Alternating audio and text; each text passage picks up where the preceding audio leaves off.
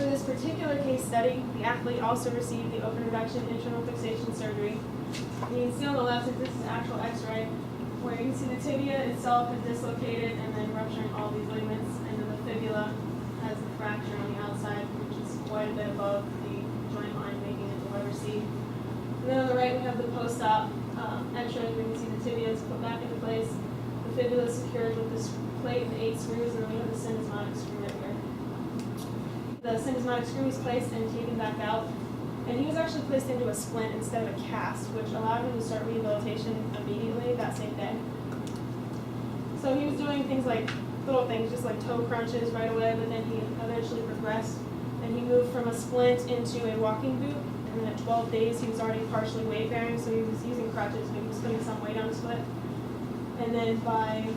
29 days he had the screw removed, and he was put into this brace here,